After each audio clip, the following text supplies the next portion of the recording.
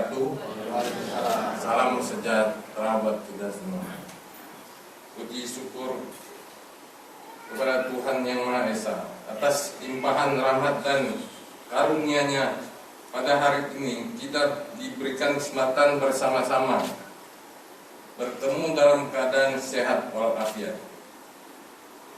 Dalam momentum yang sangat baik ini, kami mengucapkan selamat datang dan selamat mengikuti acara FGD. Bapak dan Ibu yang saya hormati, sektor perikanan bukan lagi sektor pinggiran yang melainkan sektor utama yang mampu menyediakan banyak lapangan kerja di sektor sekunder. Misalnya pengolahan ikan, perdagangan, pemasaran. Acara FGD ini diangkat dari rasa keprihatinan dan akan hasil tangkapan ikan di Jawa Tengah dengan tren yang cenderung menurun dari tahun ke tahun. Salah satu penyebab adalah berkurangnya kapal besar yang melakukan bongkaran hasil tangkapan di pelabuhan-pelabuhan di Jawa Tengah. Permen KKP nomor 58 tahun 2020 yang agak merugikan atau mempersulit kapal besar dan nelayan kecil serta nelayan tradisional atau nelayan kecil yang tersebar di berbagai daerah yang perlu peningkatan akses terhadap teknologi penangkap ikan supaya hasil penangkapan lebih menguntungkan. Permasalahan lain adalah masalah BBM, masalah permodalan yang masih menjadi isu nasional hingga saat ini. Dengan cara pengaturan jumlah tangkapan, jumlah alat tangkap yang beroperasi pada saat penangkapan, hingga ukuran ikan dan atau udang yang ditangkap. Bila hasil tangkapan ikan sesuai dengan diharapkan, maka akan mempunyai multiplier effect pada perekonomian Jawa Tengah. Bapak dan Ibu yang saya hormati, kami mengucapkan terima kasih kepada Bapak Sukirman, selaku Wakil Ketua DPRD Provinsi Jawa Tengah yang telah memfasilitasi acara FGD ini dengan akhir kata, semoga silaturahmi ini dan kerjasama yang baik dapat terus terjadi. Assalamualaikum warahmatullahi wabarakatuh. Assalamualaikum warahmatullahi wabarakatuh. Bismillah, alhamdulillah, wassalatu wassalamu ala rasulillah wa ala alihi wa sahbihi wa mawala amma ba'da. Selamat pagi, salam sejahtera untuk kita semua. Om Swastiastu, Namo Buddhaya, salam kebajikan, salam. Yang saya hormati sahabat-sahabat saya, pengurus Kadin Jawa Tengah, hadir dalam hal ini Bapak Vendiawan, Bapak Mugiono. Bapak Vendiawan yang baru saja membuka acara kita atau menyambut acara kita. Yang pertama tentu saya menyampaikan terima kasih kepada para peserta, Bapak Ibu sibuk pasti hari ini, tetapi lebih memilih hadir di forum kali ini. Saya memberikan penghargaan yang setinggi-tingginya juga kepada Kadin Jawa Tengah yang menginisiasi kegiatan ini, mengajak DPRD untuk mengambil beberapa tema pokok penting demi memberikan pemikiran-pemikiran, rekomendasi-rekomendasi agar pemerintah Jawa Tengah punya pijakan, punya referensi yang kuat, punya acuan dalam kerangka untuk melindungi dan memberdayakan nelayan kita, khususnya nelayan tradisional yang kita miliki dari berbagai daerah area pantai yang ada di Jawa Tengah. Bapak dan Ibu yang saya hormati, hari ini saya akan sedikit menyampaikan juga pemikiran tentang potret nelayan di Jawa Tengah. Yang pertama adalah bagaimana beliau-beliau ini bisa kita berdayakan terus-menerus agar turut serta juga membantu penurunan angka kemiskinan. Karena ternyata Bapak Ibu sekalian, zona nelayan itu justru juga zona rawan kemiskinan, rentan kemiskinan. Padahal saudara-saudara kita yang berprofesi nelayan ini sesungguhnya adalah terbentang luas alam yang dimiliki, yang menjadi anugerah kita semua ini di seluruh Nusantara, khususnya kalau di Jawa Tengah tentu saja pesisir utara dan pesisir selatan. Akan tetapi justru tingkat kerentanan angka kemiskinan juga tinggi di dalam posisi beliau-beliau ini menjadi nelayan. Ini bisa kita sosialisasikan lebih lanjut. Jadi intinya Bapak Ibu sekalian, memang ini harus punya komitmen bersama Pak Fendiawan.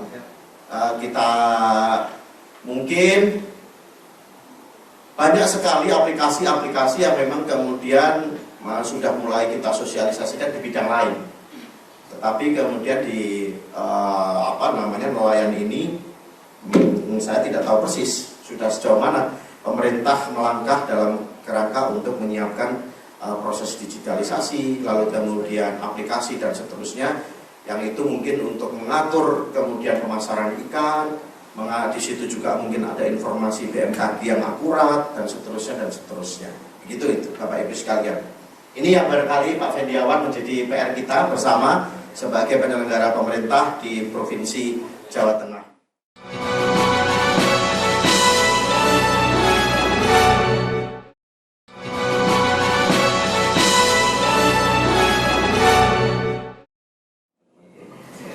Assalamualaikum warahmatullahi wabarakatuh.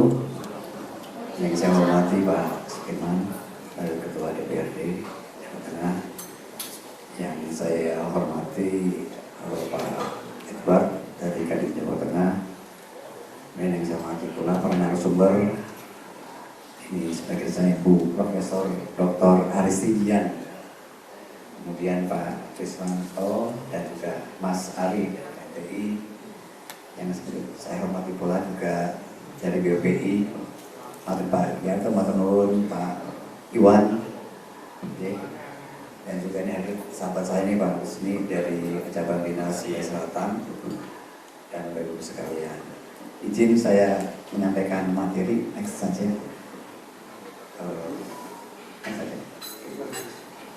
Baik Ibu sekalian, sedikit saya sampaikan terkait dengan program kerja Bapak Gubernur 2018-2023 menuju Jateng Pendidikan dan Semakin Sejahtera, tetap pemberantasan korupsi. Dari 10 program kerja ini, kalau yang berkaitan dengan sektor kelautan perikanan, ini ada di poin nomor 6, yaitu menjaga harga komoditas dan asuransi gagal panen untuk petani serta melindungi kepentingan nelayan.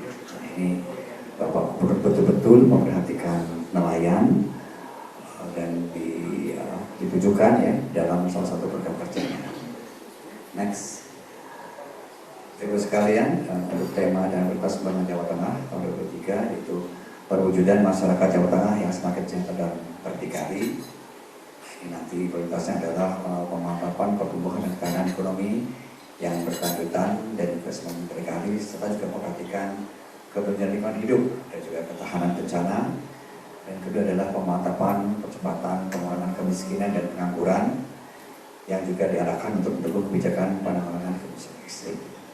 Yang ketiga adalah pemantapan kualitas hidup dan kapasitas sumber daya manusia yang menuju ya SDM berdaya saing. Yang keempat, perwujudan tata kelola pemerintahan yang baik dan bersih, kualitas wilayah serta juga pemantapan kapasitas dan ketahanan fiskal daerah. Nah ini semua kami lakukan di 5 kegiatan utama, yaitu jaminan kemudian perizinan, peningkatan akses permodalan, asuransi nelayan, kemudian penguatan kelembagaan nelayan berbasis kooperasi, meningkatkan nilai tambah produk perikanan, ini ada optimalisasi di pengolahan ikan, dan terakhir juga peningkatan kualitas sarana perikanan berbasis peningkatan kualitas prasarana dan sarana perikanan berbasis teknologi yang hari ini kita itu bersama melalui SDG. Next, baik Ibu sekalian, terkait dengan produksi perikanan di Jawa Tengah tahun 2021 untuk produksi perikanan budidaya sebanyak 523.360 ton.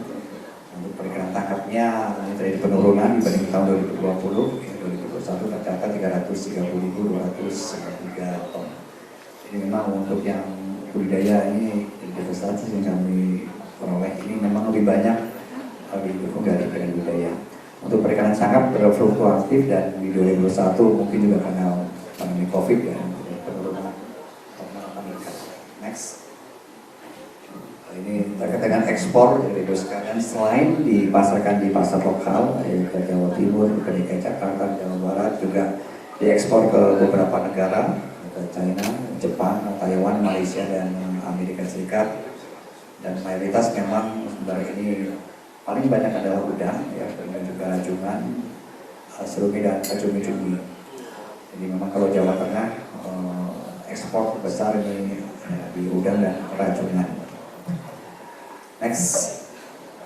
Kemudian diluluskan sedikit permasalahan terkait perikanan tangkap yang tadi juga disampaikan oleh Pak Sudirman. Yang pertama terkait dengan SDM sah bandaran ya, di 11 pelabuhan di tempat kami ini memang sangat terbatas. Yang kedua juga nanti dilakukannya penerimaan negara bukan pajak ya, pasca produksi dan di masa produksi yang berdasarkan PP 85 2021 akan dilakukan per Januari 2023. Tentu dilakukan kesiapan SDM termasuk sarpasnya juga. Yang ketiga, Bapak sekalian yang menjadi persoalan besar juga antara lain sarpas pelabuhan perikanan khususnya di 11 pelabuhan UPT Jawa Tengah. Ini terkait dengan Pantar Lampu ya, dermaganya memang terbatas, kemudian juga rantai dingin, cold storage, deep water, dan juga dijumpainya sedimentasi di kolam-kolam pelabuhan maupun di muara sungai yang berdampak pada aktivitas kalau masuk kapal nelayan. Kemudian BBM tadi dari semua Sudirman dan Bapak sekalian, SPBN kita di Jawa Tengah ada 50 lokasi ya. Ini kita fasilitasi untuk bantuan BBM subsidi ini melalui pemberian kartu nelayan Jateng Gayam yang sudah didistribusikan sebanyak 14.375 di atas kabupaten kota, dan mudah-mudahan sedikit bisa membantu meringankan beban operasi laut bagi nelayan kecil. Kemudian nilai jual ikan dan tangkap nelayan yang berkooperatif dan cenderung dimainkan oleh Bakul. Karena itu dengan BRI kita kerjasama membuat digitalisasi perairan ikan ya, atau ETPI. Ini kami laksanakan di Kabupaten Kendal, tepatnya di Pelabuhan Tawang. Yang pertama, masukan untuk penyelenggara bagaimanapun terkait dengan nelayan maupun pengusaha perikanan kapal tangkap ini tidak melibatkan hanya satu organisasi yaitu nelayan, tapi akan melibatkan cukup banyak baik pengusaha kapal maupun pengusaha perikanan.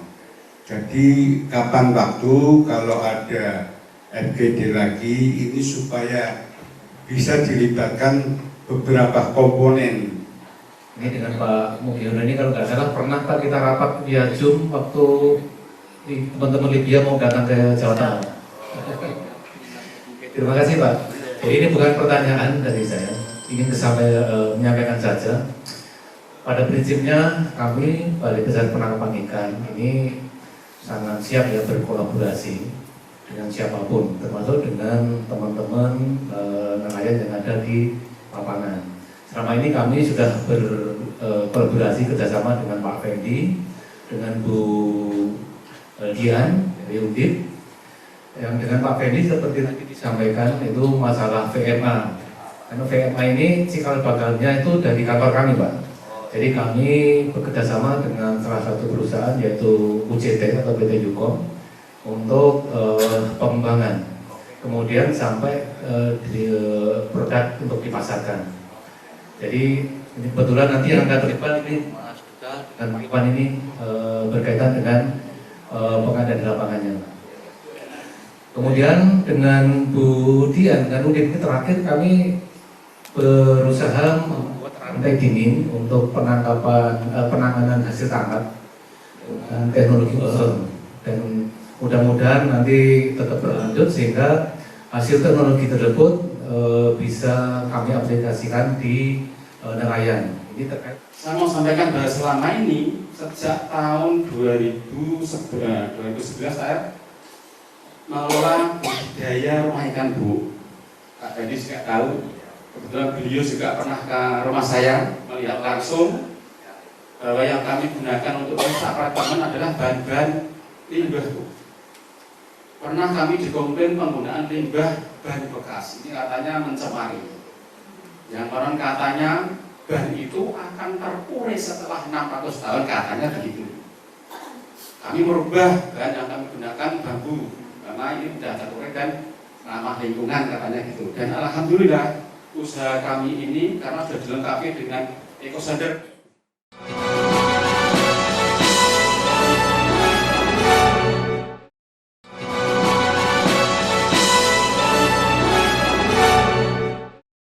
Assalamualaikum warahmatullahi wabarakatuh.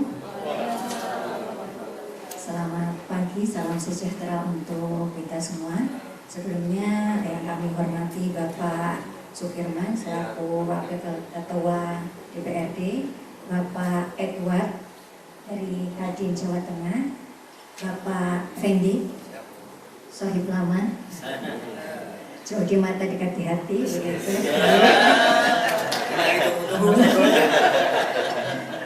Kepala Dinas Provinsi Jawa Tengah, Bapak Arismanto, ternyata kita dekat di hati dan baru sekarang dekat di mata. Dan Bapak Selamat Ari, salam kenal Bapak. Bapak Ibu undangan lainnya, termasuk juga undangan yang terhormat ada dari BPPI Semarang. Izinkan kami untuk memberikan suatu gambaran terkait dengan kajian penggunaan aplikasi digital pada nelayan di Jawa Tengah. Mungkin agak berbeda dengan apa yang disampaikan oleh Pak Fendi selaku Kepala Dinas, karena beliau memang berputar terkait dengan di lapangan, terkait juga dengan kondisi real, dan pastinya akan mensupport terkait dengan nelayan termasuk juga sumber dayanya. Nah, ini agak sedikit berteori, tetapi teori itu akhirnya nanti bermuara terkait dengan forum diskusi pada hari ini. Untuk selanjutnya, jadi mungkin ini tidak perlu saya sampaikan lagi seakan-akan memberi kuliah mengaten nggih. Jadi ini hanya memberikan suatu gambaran saja bahwa untuk digitalisasi itu tujuannya lebih untuk memudahkan kita untuk bekerja, mengefisiensikan waktu dan tenaga kita. Pastinya seperti itu. Karena Bapak dan Ibu semuanya sudah tidak asing menggunakan digital dan teknologi. Dan ini menjadi suatu tuntutan karena manusia itu semuanya ingin serba cepat, serba mudah, dan kepo mengatakan gitu ya, artinya ingin tahu semuanya. Karena itu menjadi suatu naluri manusia untuk ingin belajar dan ingin tahu untuk mendapatkan hal-hal yang lebih baik begitu. Termasuk juga paling tidak sedikit menyinggung hubungannya ketika kita melaksanakan suatu kegiatan, kita perlu memikirkan lingkungan kita. Dulu setiap ada kegiatan, laporan perlu membutuhkan suatu perangkat yang harus ditulis gitu. Sedangkan sekarang kan paperless begitu ya. Kalau perlu tidak usah pakai surat-suratan untuk memberikan suatu laporan, dan laporan tersebut harus cepat didapatkan atau segera mudah untuk didapatkan. Sehingga tujuan nanti kita membahas masalah teknologi dan digitalisasi itu untuk mengoptimalkan banyak hal seperti efisiensi waktu, usaha, target, kegiatan pekerjaan, dan seperti yang tadi saya sampaikan, ramah lingkungan. Selanjutnya, nah ini sedikit mengoreksi. Jadi memang tadi yang disampaikan oleh Pak Firman, Pak Edward, Pak Fendi, satu sisi bahwa nelayan itu memang menjadi ujung tombak untuk perekonomian, dan ada suatu kelompok pemerintah yang mencoba untuk membantu tetapi sekaligus mengawasi terkait dengan sumber dayanya. Jadi sempat ngobrol sedikit dengan Pak Arismanto, beliau lebih banyak kenal dengan Pak Suradi karena lebih terkait dengan stok sumber daya ikan. Jadi ketika kita dituntut untuk mudah, murah, dan cepat mendapatkan sumber daya ikan, kita pun dituntut untuk memikirkan sumber daya itu terus berkelanjutan. Sehingga satu sisi ketika ada stok, pemerintah juga harus difasilitasi dengan bentuk pelayanan dari pemerintah dalam apapun, tetapi pemerintah juga punya kewajiban untuk tetap melakukan suatu kontrol, melakukan suatu pengawasan dan melakukan suatu monitoring dalam hal ini. Jadi satu sisi membantu dalam bentuk suatu pelayanan, satu sisi juga harus dipertimbangkan bahwa sumber daya itu harus selalu ada dan bisa dimanfaatkan dengan sebaik-baiknya. Untuk selanjutnya, ini menjadi suatu kebijakan pemerintah akhirnya terkait dengan hal ini, sehingga data itu harus terkini, harus akurat dan harus dapat dipercaya. Apalagi kalau penggunanya itu adalah nelayan, sehingga data itu harus benar-benar update, terkini. Kemudian harus benar-benar salah-salah sebagai manusia mungkin 0,0001 mungkin ya, karena apapun manusia punya sedikit kesalahan karena prediksi. Kemudian harus dapat dipercaya. Jadi ketika mungkin nantinya alat yang dari dinas vessel monitoring system, vessel monitoring age begitu, atau nanti AIS begitu ya, automatic identification untuk sistem, untuk radar keselamatan, itu keakurasian untuk tepat, cepat itu 99%, insya Allah seperti itu.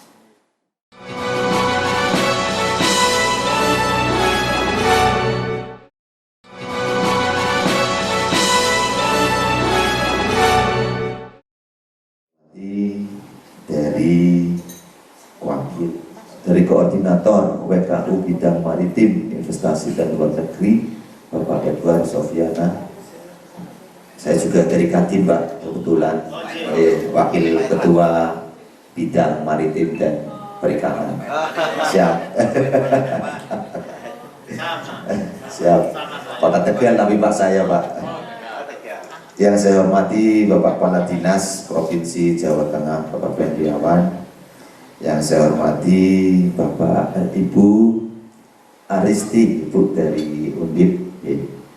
Yang saya hormati rekan saya, sahabat saya, Ketua DPW KNPI Jawa Tengah, di mana-mana selalu ketemu dengan beliau, sama misinya yaitu nelayan, Pak.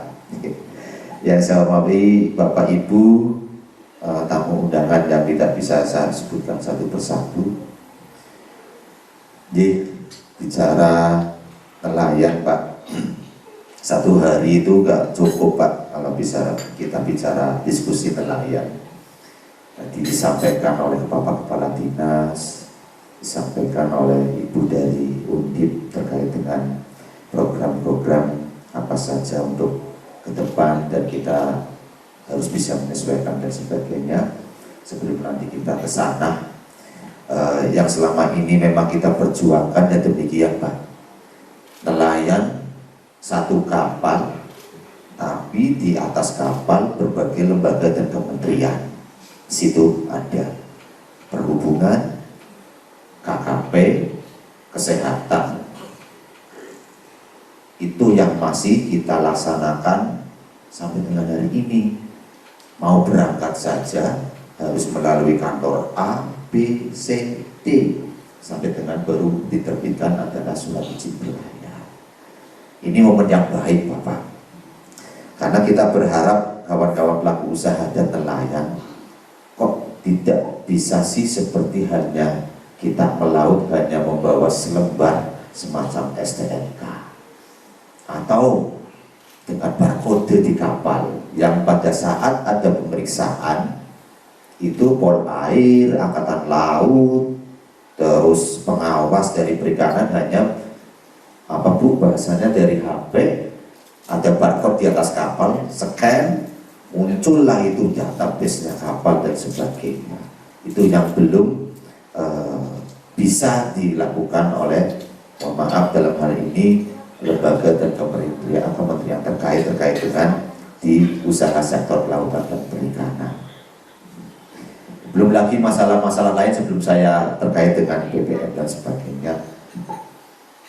Kalaupun nanti ada digitalisasi, Itu kami sangat mendorong Bapak melalui Kadin bagaimana nanti mekanisme teknisnya, karena tadi selain dokumen di atas kapal, kami pun dibebankan teknologi yang sangat harganya itu mahal.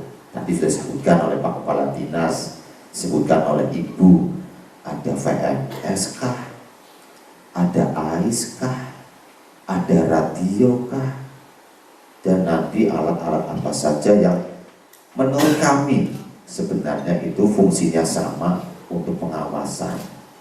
Tapi faktanya ketika kami ada suatu masalah di tengah laut, tetap saja kami hanya bisa menolong antar sesama nelayan, bukan melalui alat-alat yang kami terpasangkan di situ.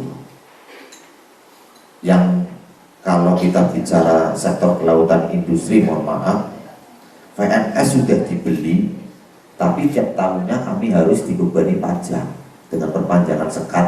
Pada saat City itu 1 tahun kita perpanjang. Sudah belinya mahal, tapi setiap tahunnya kami dibebani pajak, Pak, untuk perpanjangan sekat, include dengan perpanjangan CP setiap tahunnya. Kalau AIS oke, kita beli hanya 1 kali di tempat di Kementerian Perhubungan, Bubla, tapi kami tidak dikenakan tahunan pajaknya. Itu yang proses-proses dinamika terkait dengan perizinan dan sebagainya, yang menurut kami itu adalah bagian dari beban yang harus kami bayar selain perizinan untuk kepengurusan melaut dan sebagainya. Belum lagi permasalahan di luar teknologi, sudah lengkap kami nelayan kecil dengan perizinan ataupun teknologi yang nanti kita ada di atas kapal. Permasalahan infrastruktur, Pak, tadi disampaikan oleh Kepala Dinas, bukan hanya pelabuhan, Pak, karena nelayan domisilinya bukan hanya di pelabuhan. Pelabuhan kita yang sudah ada itu domisilinya kapal-kapal yang justru di atas 30 groston. Tapi di sana ada kami punya nelayan kecil, Pak, yang muaranya di sungai.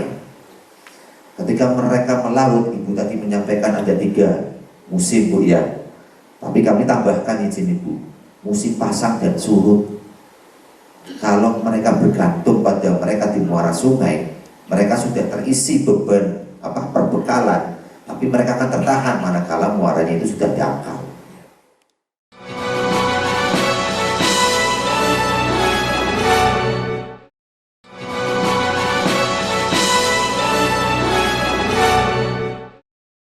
Yang saya hormati Pak Sudirmanto, Edo, Pak Mugi, Pak Mugi, Pak Fendiawan Kristiantoro, tes sinergi Pak dengan Direktur Provinsi. Kemarin barusan syuting Pak dengan sahabat Ganjar atau apa itu terkait program perikanan Jawa Tengah, kartu nelayan Jawa Tengah, Pak. Dan Ibu Haristi, salam buat Prof Tri itu, kami sudah kenal, dan Pak Suradi juga, dan sahabat saya Mas Sudirmanto. Ini benar kita kemana-mana selalu ketemu. Kalau mungkin lah ini mungkin dari cerita-cerita NSI dan KNT di luar sana panas-panasan, tapi kita bergandeng tangan di Jawa Tengah. Dan teman-teman HNSI dari Kota Semarang, untuk ini saya membawa organisasi ibu-ibu KPPI, Kesatuan Perempuan Pesisir Indonesia, karena di hari kemarin Pak, teman-teman KNT di Jawa Tengah memberangkatkan untuk ikut membantu saudara-saudara kita yang di Cianjur terkena bencana dengan KNT di Jawa Timur dan Jawa Barat. Di samping saya Ketua DPW juga saya memegang koordinator wilayah Pulau Jawa di KNTI. Jadi pada tahun 2020 kami mengadakan survei ke lapangan, yang survei ibu-ibu di tengah rop besar. Mereka mendata anggota-anggota KNTI, di mana terdapat data waktu itu di Semarang, Demak, dan Pekalongan tidak satupun nelayan kami bisa mengakses bahan bakar bersubsidi tahun 2020. Kami alhamdulillah diundang Pak Fendi waktu itu membicarakan program bantuan operasional. Alhamdulillah kami fasilitasi advokasi Pak, pengukuran pas kecil, pengukuran kartu kesukaan, pembuatan PDKP juga. Alhamdulillah kami ada kerjasama dengan Pusdatin Pak di KKP untuk bisa menginput kartu elektronik Pusuka. Nanti kartu Pusukanya yang mengeluarkan adalah dari KKP. Dan alhamdulillah sekarang kami sudah ada 9 DPD kabupaten kota, di mana tahun 2020 anggota kami hanya 1.000, sekarang sudah 30.000 di tahun 2022 ini. Alhamdulillah sudah terdata di 9 kabupaten kota di Jawa Tengah, mulai dari Rembang, Jepara, Demak, Semarang, Kendal, Kota Pekalongan, Batang, dan Kabupaten Pekalongan, dan juga Pemalang. Kami belum ada di Pantai Selatan. Saya diberi amanah waktu itu oleh teman-teman DPD Kabupaten Kota untuk terpilih jadi ketua DPW KNTI di Jawa Tengah.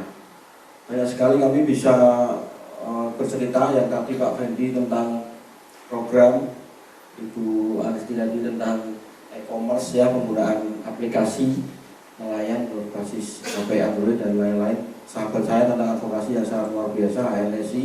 Kami juga belajar dengan teman-teman HNSI kemarin, bulan kemarin mengirim 3 orang di KUDB Nusanoyo, Mas Ismanto, teman-teman di sana untuk belajar mengolah SPBUM.